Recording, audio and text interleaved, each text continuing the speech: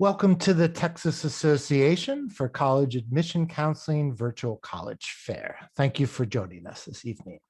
Before we get started, just a very few quick housekeeping items. The first is that attendees are welcome and encouraged to ask questions to any of the panelists at any time utilizing the Q&A feature. You can pose questions to a specific institution or ask a general question of any and all of the institutions. Also, just a reminder that your camera and microphone are off, so the panelists will not be able to see or hear you. There is another block of sessions tomorrow, so please feel free to sign up for them at the same website where you signed up for this evening session. And about 1 week from today, a recording of this session will be available on that same registration website. But without further ado, I'd like to go ahead and introduce our first panelist, which would be Cal Poly San Luis Obispo.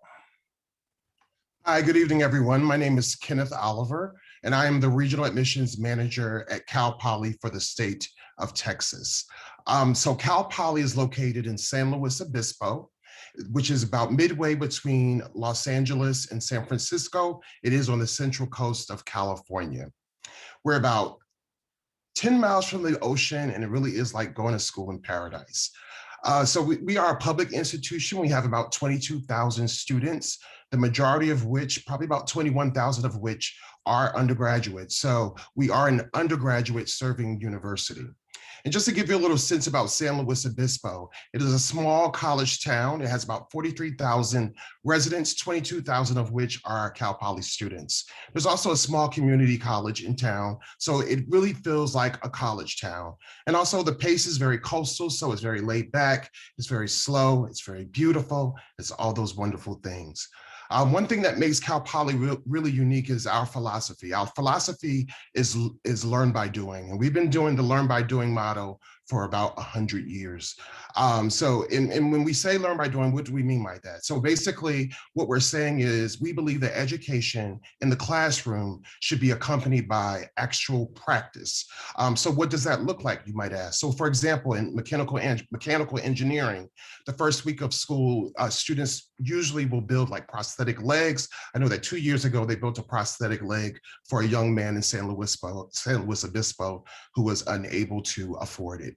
And we also are, another thing that makes us unique is that we do require students to declare their majors when they apply. And we do that, I always say that Cal Poly is really for the focused student. So it's for that student who already knows what they want to do, more than likely has been thinking about it for years.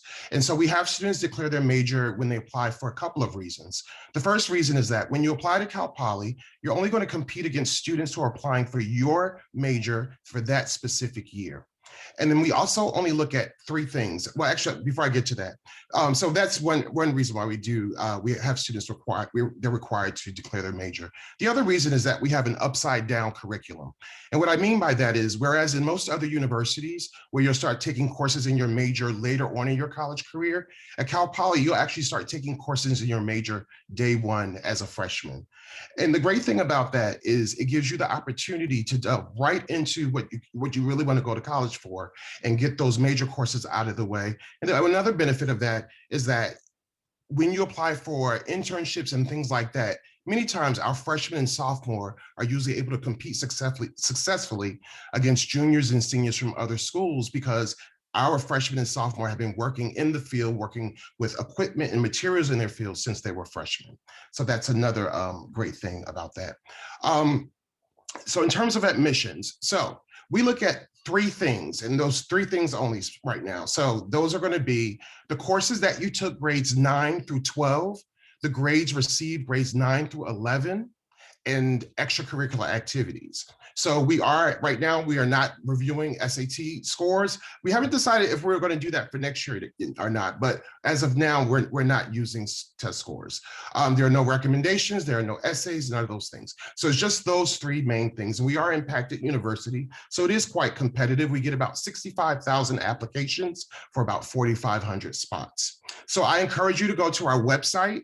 You'll find my information there. Feel free to reach out to me and just kind of browse through the website and see what Cal Poly has to offer. I think that you'll find that it's a great education and there are many benefits. So again, if you have any questions, feel free to reach out to me.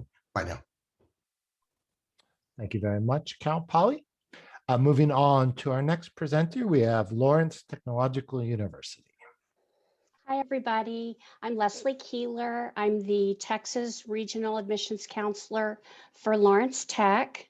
I'm going to share my screen with you so that you can follow along as I go through our information. Lawrence Tech is a small private university located in Southfield, Michigan. I love this picture of campus because it shows how the new modern technology that builds right into the old buildings, which is kind of cool. It's sort of an allegory for what we are, that tradition as well as high tech and newness.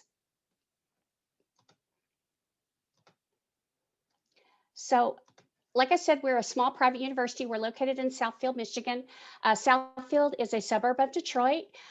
We have small classes. Our professors teach the classes, and you really get to know your professor. We have a great student to faculty ratio. It's 11:1. And the professors really do have open door policies, and they get invested in your success. We have a lot of project-based learning, so there's a lot of interaction and collaboration in the classroom. So we were founded in 1932 by the Lawrence brothers, who were friends of Henry Ford. And our motto at that time was theory and practice. And we still practice that today in a lot of different ways. For one thing, most of our students take part in a co-op or an internship, sometimes as early as second semester of their freshman year. So that's an opportunity to apply what you're learning on a regular basis. We also have multiple state-of-the-art labs and studios all over campus. You can see by some of these pictures that students are working on projects, they're doing research. So that's another way that we offer that theory and practice.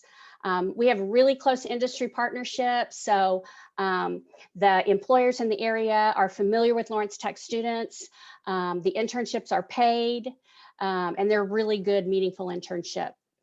And the last thing that I want to mention here is our laptop program. Every student will be issued a laptop computer personalized to their major. So it will have all the software on it. It's industry standard software. So that's very valuable. It's worth upwards of $75,000. So life at Lawrence Tech is unique. It's very welcoming. It's a great combination of the spirit and fun of a large university. We have NAIA athletics. We have Greek life. We have student organizations, campus events. So you have all that excitement, but in a warm, welcoming environment because we're small. So everybody kind of knows everybody. You can get around from one place to another on campus. The most it will take you is 10 minutes.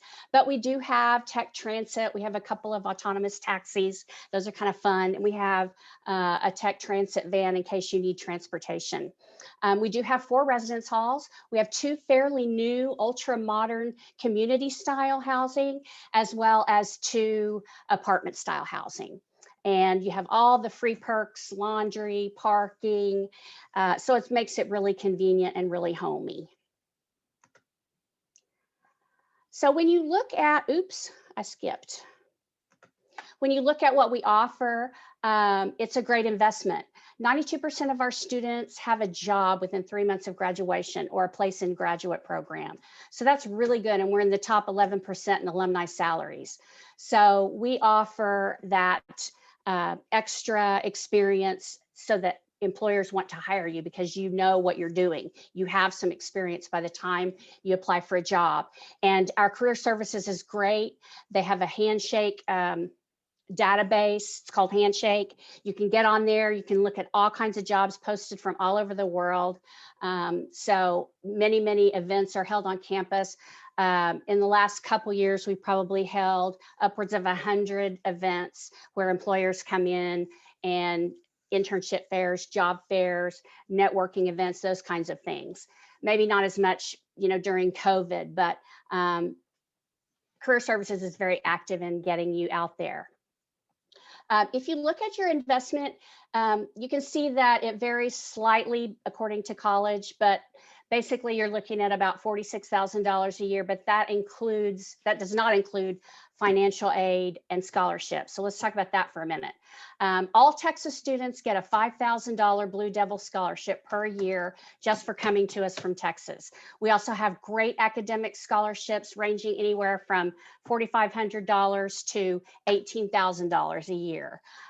We have subject scholarships, like if you're in FIRST robotics, or if you're an athlete or maybe an architecture student, you can get a design scholarship. So let's talk a little bit about the programs. To apply to Lawrence Tech, you complete an application, a $30 fee, and an essay. It's very open-ended, so you can pretty much adapt it. If you do the Common App, we accept that as well. We have architecture and design, which is direct entry, masters in architecture, and things like transportation design and game design. And then we have business and IT, very high accreditation, as well as arts and sciences with our nursing suite and the new STEM center. It's very modern and cool. And also arts and sciences, things like computer science, all the natural sciences, and finally engineering, as we were founded. So just to wrap up, I want to give you my contact information. Please get in touch with me. There's so many ways you can connect virtually, and I hope to see you because it's a really nice time to be a Blue Devil. Thanks. Thank you very much, Lawrence Tech. Our next presenter this evening is Michigan Technological University. All right.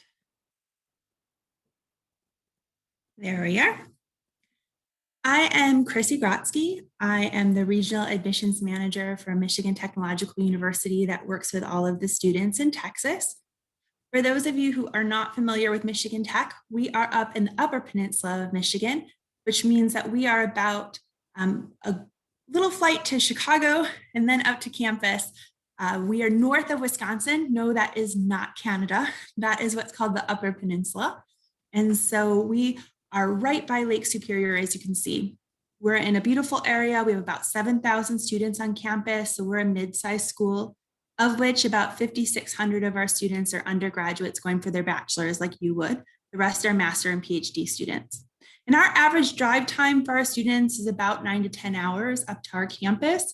Even our students that are coming from Detroit, Michigan are sometimes about 10 to 12 hours. So if you're worried about going away from home, all of our students are. So to give you an idea of where our students fall academically, our average student has about a 3.78 out of a 4.0 GPA and roughly about a 1250 on the SAT or a 26 on the ACT, so half are above that, half are below that. Now, we are best known for engineering. About 60% of our students on campus are engineers, but we also have a full College of Computing, a College of Business and Economics, a College of Forestry, as well as a College of Sciences and Arts. So maybe you are really into psychology and want to do a research-based psychology department. That's awesome. We have that. We also have sound design and audio production and some really unique majors like bio and chem informatics. So check out our full list. There's 120 areas of study at Michigan Tech. We also have accelerated master's programs in the following areas where you can go one additional year at Michigan Tech beyond your bachelor's degree to earn your master's instead of the standard 2. We are a public research institution, and with that comes a lot of research on our campus. We actually have a program called our Summer Undergraduate Research Fellowship that pays our students over 125,000 hours of paid research every summer on our campus. We also have student design teams called our enterprise teams that work like small businesses. The car that you see here is actually a Chevy Bolt. We're one of 9 universities in North America, 8 in the US, that were chosen to work on this project for GM. We're making it fully autonomous. So just one of 25 different teams on our campus that are working on anything from this to our Velovolutions group that's looking for a new way to do mountain biking where you can clip in your shoe using a magnet and Bluetooth. So pretty awesome opportunities there. We also have senior design for our engineers where our students spend an entire semester doing design work for a company or corporation that has brought that research to our campus. Right here, they are actually working on a stint for infant heart surgery. So lots of actually going into process research that's happening on our campus. Seems to work. We have a 93% placement rate 6 months after graduation, and over 400 companies come to Michigan Tech every year. You saw where we were on the map, right? So they didn't come by accident. And our students actually have the 9th highest starting salaries in the nation for public institutions, with a median starting salary of just over $65,000 per year. We have 130 student organizations to choose from, so lots of opportunities there, including visual and performing arts, all sorts of cultural groups, ways to get involved in Greek life. We do have varsity athletics for Division I for men's ice hockey, Division II for the rest of our teams. And we also have our newest sport, which is esports. So if you ever wanted to get a scholarship to play video games, you can do that. And actually we have 230. I flipped that a little bit. So 230 student organizations. We also have our own ski hill. So if you ski or snowboard, we're really big into outdoor activities. So we also have great mountain biking trails and cross-country ski trails. The Upper Peninsula is fun in all seasons: kayaking, canoeing, backpacking, camping. You don't have to be into that, but if you are, we're definitely a pretty awesome place to study. And actually, you get unlimited use of our ski hill at no additional cost. For us, it's just like working out at the gym. Just a few nuts and bolts. It is free to apply. For most of our majors, there is no essay. Unless you're in the visual and performing arts, there is an essay required. And we just need your high school transcripts for next year. And our application will open June 15th. And within 2 to 3 weeks, you'll have an admission decision for us. You're welcome to submit ACT or SAT scores, but we won't be using them next year for the admission process. And last but not least, there are definitely ways to finance your education at Michigan Tech, including scholarships that start at $10,000 and go all the way up to full tuition. Check out our net price calculator on our website to find out all the details. We'd love to have you visit when you come to campus. We are open for visitors right now. It's on a limited scale, so make sure that you are checking out our website and registering ahead of time. You do get ski passes if you come in the winter, or you'll get passes to our golf course if you come in the summer. So definitely come up and make a trip of it. We hope to see you soon. Thank you very much, Michigan Tech. As we move into the second half of our presenters, just a quick reminder to all of our attendees, you are welcome to ask questions to any of the panelists at any time utilizing the Q&A feature. But up next is Missouri University of Science and Technology. Hello, everyone. My name is Cindy Welch, and I'm the Assistant Director of Regional Recruitment at Missouri University of Science and Technology, also known as Missouri S&T. Missouri S&T is located in Rolla, which is about halfway between St. Louis and Springfield, Missouri. Rolla is a small town with a population of just over 20,000 people in the city limits, plus nearly 8,000 students and another 50,000 people coming from nearby communities for shopping, dining, and entertainment. Rolla is part of the South Central Ozark Highlands, so you will find many lakes, rivers, and streams, where people enjoy fishing, swimming, canoeing, kayaking, rafting, camping, and other fun outdoor activities. There are caves to explore, zip lines to maneuver, and over 300 acres of city parks with over 10 miles of walking and biking trails. Rolla has a nice balance of urban development with small town charm, so I know you'll find everything you need here. Missouri S&T was founded in 1870 as one of the first technological universities west of the Mississippi. So this year we're celebrating our 150th year. S&T was ranked #1 public engineering university in the nation by payscale.com. We're also the #1 university in Missouri for alumni salary potential, the #1 public university in Missouri, and we host 2 of the largest career fairs in the Midwest each year, and our graduates have the best starting salary among all public colleges and universities in Missouri, with an average of $67,500 per year. We're also ranked #8 in the nation among all colleges and universities for annual return on investment. And another really cool ranking is from the National Campus Safety Summit, where the S&T was named the 20th safest campus in the nation. Over 7,600 students from across the US and around the world chose to study at Missouri S&T this fall. About 6,100 undergraduate students and 1,500 graduate students. We have a student to faculty ratio of 18:1, and the average class size is less than 30 students. S&T offers 99 degree programs in 40 areas of study. The College of Arts, Sciences, and Business has the sciences like biology, chemistry, and physics. We have humanities and liberal arts, an AACSB accredited undergraduate business program, teacher certification, pre-professional programs, and a direct entry program into the St. Louis College of Pharmacy. However, Missouri S&T is best known for our engineering programs, with about 75% of our students majoring in these degrees. In the College of Engineering and Computing, we have 15 different undergraduate engineering majors, as well as computer science and geology and geophysics. None of our majors are impacted, so you won't have any problems getting the classes you desire. S&T offers several unique engineering minors, including biomedical, explosives, and humanitarian. Missouri S&T has focused research in advanced manufacturing, advanced materials for sustainable infrastructure, energy and the environment, materials for extreme environments, and smart living. Undergraduates can participate in research as early as their freshman year. So you may be wondering, what do students do at S&T besides study?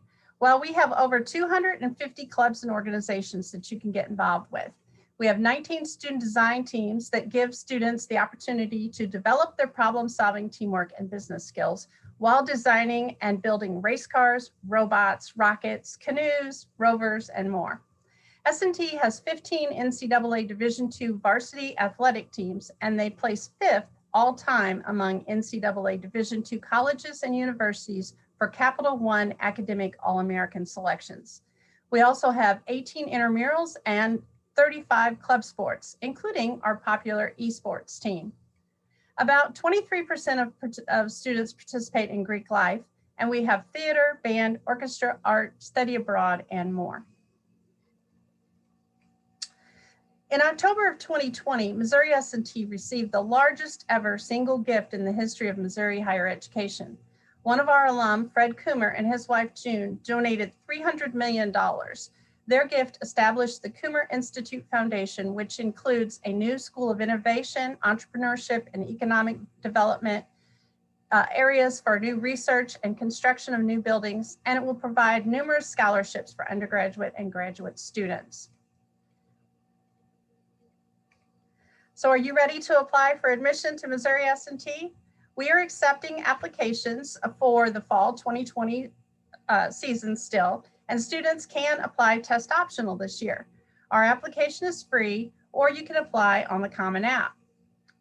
For those of you who are juniors, you can apply on our application or the Common App during the summer before your senior year. You will submit your transcript and your ACT or SAT score if available, and then you will be notified of your admission decision within a few weeks. S&T is very affordable, and we offer excellent merit-based scholarships. Our most prestigious scholarship for out-of-state students is the Distinguished Scholars Award. It is a competitive scholarship worth $30,000 per year, renewable for 4 years. To qualify, you must have a minimum cumulative GPA of 3.75, an ACT of 29 or SAT of 1330, and the deadline to apply is December 1st. So juniors should apply early so they can do that. We want to thank you all for joining us tonight. If you have any questions about Missouri S&T, you can put them in the Q&A or reach out to us via email, phone, or on social media. And we're looking forward to hearing from you soon. Thank you very much, Missouri S&T. Up next this evening is Rose-Hulman Institute of Technology.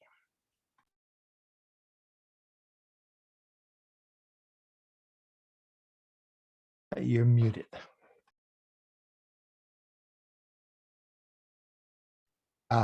You're on mute. Thank you. That wouldn't have done me very well, would it? All right, let me start over. I'm Ashlyn Fortner. I'm an assistant director here in the admissions office at Rose-Hulman Institute of Technology. I am the admissions counselor who works with students from Texas, so I'm excited to tell you a little bit more about what Rose-Hulman has to offer.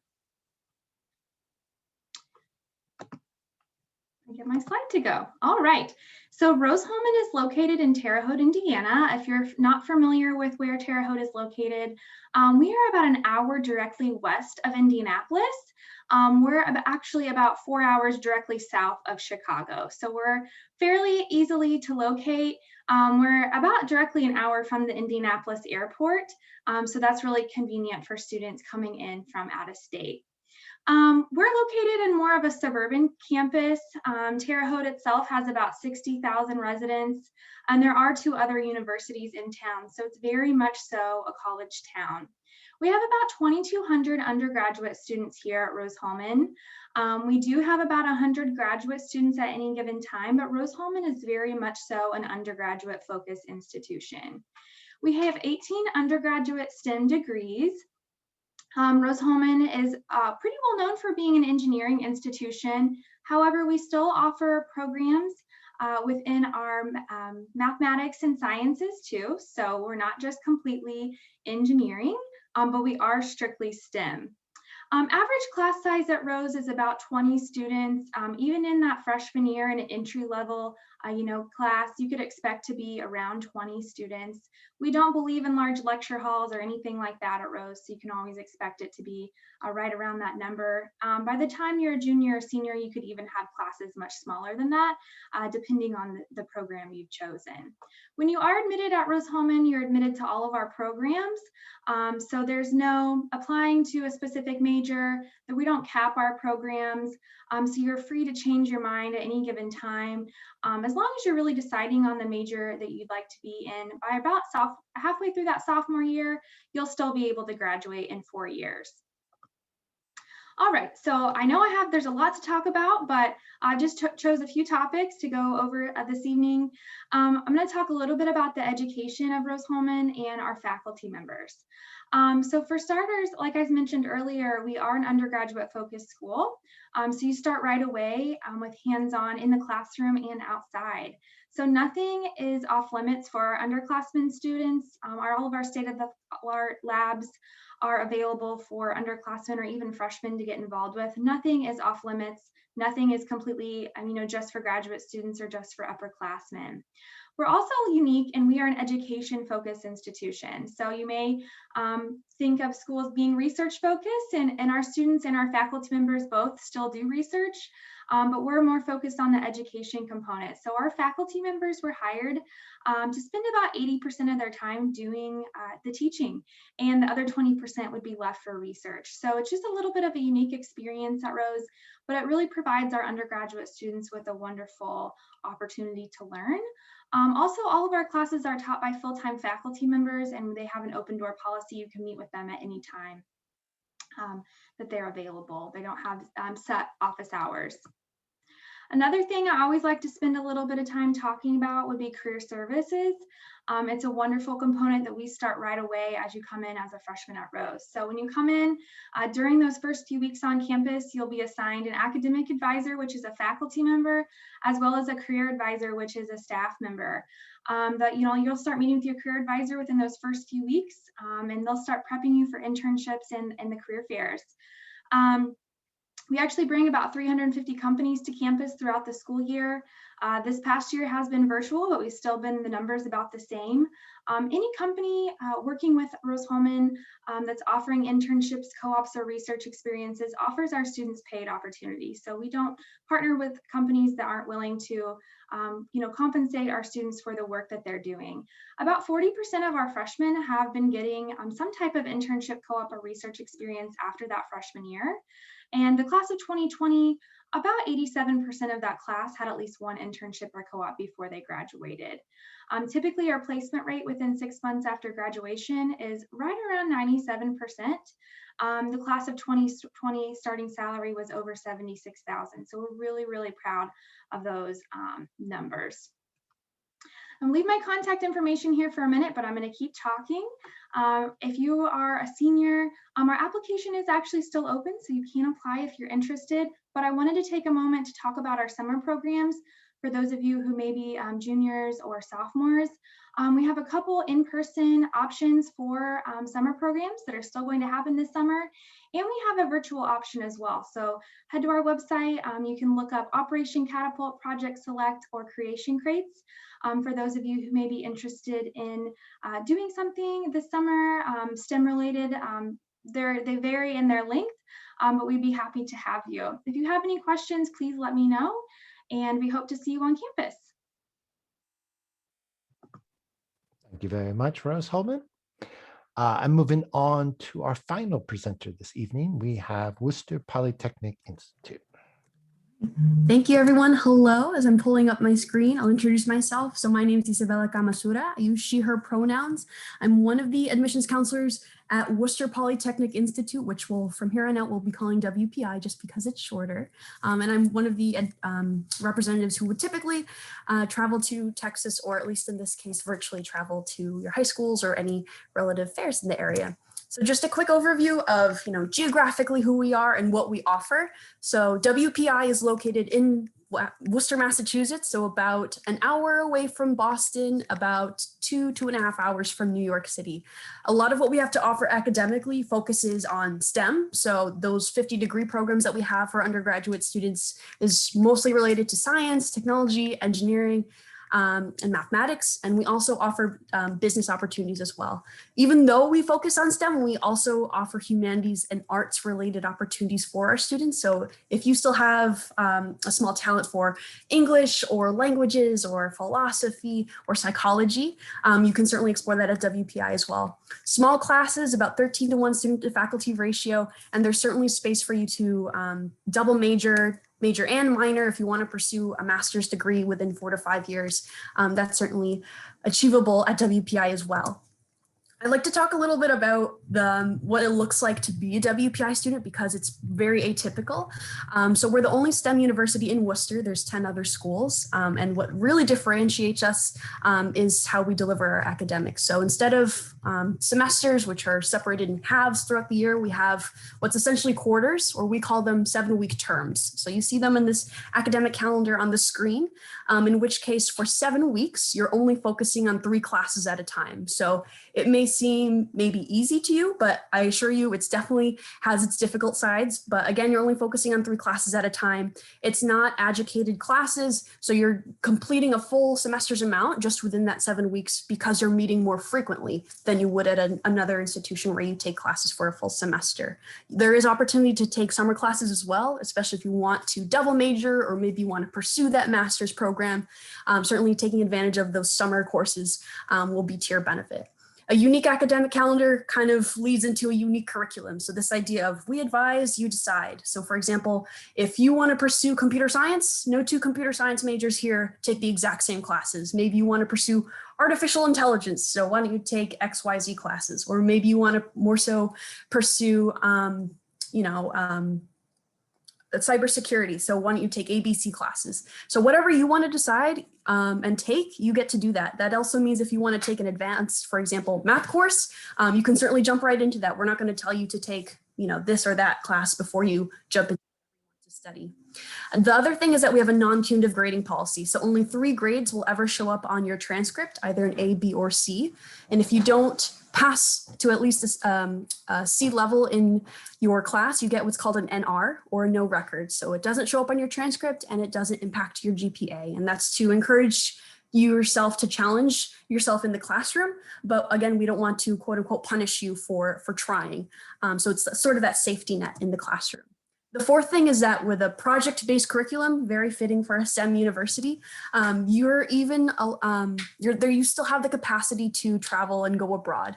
Hopefully that opens up more so as the years come on by. But all the different red dots that you see on the map are the different project sites that we have. Our students typically travel during their junior year when they complete a project for 7 weeks. So for the full term that you go abroad. And there are global scholarships available if you do go abroad, or you can stay locally, domestically in the United States, in the New England area, or anywhere else in the United States.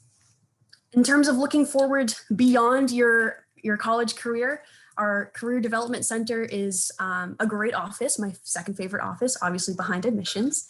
They offer a lot of opportunities in terms of internships or co-ops, which for us, co-ops take place either during the D term and summer, or a summer and the following A term. So they're a little longer than internships and they're paid. At the end of the day, the CDC also tracks these wonderful data. So to the point where you're prepared by the time that you do graduate. So this average starting salary of $72,000 for our students who graduated in 2019 is amazing. It encompasses our bachelor's and master's and doctorate programs across all the different programs that we have. So if you want specific data in terms of like who else in my major graduated when, or where did they go to work, you can certainly look that data up from the CDC website. In terms of what's on campus or a residential campus, typically, even during COVID year, about 3/4 of our students are on campus and the other quarter self-selected, they wanted to stay remote. In terms of what there is to do, we're a D3 division school. So in terms of varsity athletics, there's also club sports, intramurals, or affinity groups and different interest groups in terms of what you want to get involved in as well. There's something for everybody and that sort of theme. In terms of summer opportunities, I don't know who our audience is tonight, but if you are a rising sophomore in high school, junior, rising senior, there's definitely opportunities to be involved in WPI without necessarily committing to us essentially with an application just yet. So if you want to attend a virtual festival, we have Touch Tomorrow. If you're a rising junior or senior, we have Frontiers and Frontiers for Credit.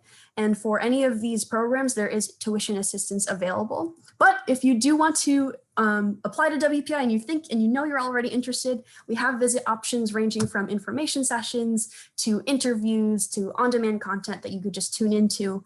In terms of applying, there's no application fee. We do not necessarily tend to look at the SAT or ACT, so we're test optional. And if you want any more information, you can certainly look at our website. Thank you so much. Thank you very much, WPI, and thank you to all of our presenters this evening. We do have a few minutes remaining, so while we wait to see if any additional questions come in from our attendees, if I could ask you to turn on your webcams and we can do a quick round robin of questions ourselves, perhaps starting out with something like, what's your favorite event or tradition at your school or town? Or what's a fun fact about your university that you'd like to share? So we'll go around in the same order, starting with Cal Poly. All right. Well, my favorite event on campus is WOW Week. And the reason why I like WOW Week is because we have over 300 organizations and clubs on campus. And basically all of those clubs and organizations basically present themselves. So there's a lot going on. It's really active. There's people dancing, people singing. And for me, it just really speaks to how well-rounded Cal Poly students are. Great, thank you. Lawrence Tech. I think my favorite time on campus is right when school starts. There's an organization fair in the management building, which is right next to the student services building. There's always food, ice cream, sundaes. Everybody's just really excited about the school year, looking around at what they want to get involved in. It's just the feel of it. I love that time of year. Great, thank you. Michigan Tech. I mean, for a school that gets about 200 inches of snow, my favorite tradition is winter carnival. So our students actually get 2 days off school, so they get a long weekend to essentially go play in the snow. And it turns into a secondary alumni weekend in the winter. And I mean, if you ever wanted to build a snow sculpture that's about 2 stories high, our students get a month to do that. You get to leash up your friends and go mush and pretend like it's a dog sled and make them pull you around. It's also like our homecoming for our like winter sports, like our hockey team and things like that, but definitely unique to our campus. That's an event and tradition and a fun fact, 200 inches of snow. Missouri S&T. Well, there's several really unique things that we do here at S&T, but I think probably one of the most popular ones is St. Pat's. St. Patrick is the patron saint of engineers. So we have a huge St. Patrick's celebration. Usually it includes painting the streets green and having a big parade and that type of stuff. But this year, our parade is actually stationary and the people drive through to see it this year through their cars. So kind of unique in that. But the students do some really fun things, including killing fake snakes because, you know, got to get rid of the snakes. Rose-Hulman. All right, my favorite tradition at Rose-Hulman would be our homecoming tradition, which actually is kicked off about midweek with our fall career fair. So all the alumni come back. Then usually Friday is our homecoming bonfire. So our students will spend a couple weeks building our homecoming bonfire, which is usually 4 or 5 stories tall. And they build it all themselves. And then Friday night, they light the bonfire, fireworks and everything. It's a huge, brings, you know, the whole town out to see it. And then Saturday, the football gang, you know, kind of brings everybody together to rally around. But it's really a fun week, the whole homecoming week, but the bonfire is really unique. I know some high schools do that, but some don't. And so, you know, for those of you who haven't had that opportunity before, it's really neat. Great, thank you. WPI? For me, it would be this event that we have that kind of brings together your memories from a first year student to a graduating senior. So during orientation, when you're a first year student, you cross a bridge that we have on campus, kind of going towards the academic side of campus. And then come graduation, during commencement, you walk across the other direction of the bridge, kind of to sum it all up in a sort of journey and wrap everything up in a symbolic and meaningful way. So that would be my favorite tradition. Great, thank you. We've got time for one last question. So how about what's one piece of advice you have for someone going through the college search process, or what's a frequently asked question that you receive that you'd like to address now? And so we'll go back in that same order. Cal Poly. So the advice, oh, wow. Oh, the advice that I would give is, if you're in Texas, so for the state of California requires students to take a year of performing or visual arts. So if you are a current junior or below, just make sure you, because I said the state of Texas, I meant the state of California. So just make sure you cover that, because that sometimes is a discrepancy point. So yeah, that's some advice I would give about Cal Poly. Great, thank you. Lawrence Tech? You're muted. Yeah, you're muted. Oh boy. I get a question about the weather, being here in Texas, although you wouldn't know it from the last few weeks, but going up to Michigan and is it cold and what do I need to bring? And so it's, you just have to settle them down and say, just learn to layer, make sure you get a warm coat, not a pretty coat. It needs to be a warm coat. And you'll get used to it. You may even like it. We had a student one year who had never seen snow, and they were there for a visit. It was really exciting.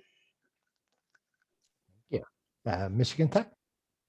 I would say that the biggest advice I could give you is, as far as clubs and organizations, make sure that you pick a few things that you love to do and not just this laundry list of things, because when it comes down to it, we want in the essays that you're writing for scholarships to hear about why you've done it, not what you've done and what you've learned. And so it's not about this huge long resume, it's about the experience. And if you have 1,000 things that you're doing, you're probably really not getting deep enough for what we're looking for in a scholarship application. Great, thank you. Missouri S&T? We get a lot of different questions. So I think the one thing that I probably didn't cover like I would have liked to is all of the design teams that we have. We have almost 19 different design teams that are very active and placed very high in the United States. So I would have them look at design.mst.edu. That's our design team website. I think a lot of students would really get excited about those. Great, thank you. Rose-Hulman? My favorite piece of advice to give about the application process would be, there's a section on the common application or on our own application that's just additional information. Use that to your advantage. If you've got a club you really want to describe, or if you had an experience you just didn't feel like you had another place in your application to talk about it, write that out there, because it always catches my eye when some student uses that, that space. And so I always like to give that tidbit of information. All right, thank you. And WPI. Sure, just piggybacking off that theme of advice in terms of the application. So for WPI, we're a school that just uses the Common App or Common Application, which will open up in July. But in any regard, if there's a question on any application that you fill out that is specific to that school, showing your interest in terms of being as specific as possible, like, you know, what clubs are you interested in at that school, or what classes are interesting to you, or what did you learn on a tour information from that school. Noting those sorts of details really sticks out to at least me as an admissions counselor, and it shows that you're interested in the school and it's not that you're just filling out this application just to do it. So if you want to show your interest, that's a good way to do it on that those smaller essays. Great, thank you. Thank you to all of our presenters this evening for taking time to introduce your schools and answer a few questions. Before we wrap up tonight, we of course want to thank all of our attendees for joining us. Also, just want to remind you that when you close this window, you will receive a very quick 4-question survey that we ask that you take a minute and complete. And also, again, there are more sessions being held tomorrow, so please feel free to sign up for them at the same website where you signed up for this evening session. And about 1 week from today, a recording of this session will be available on that same registration website. But again, thank you to everybody and good luck in your college search.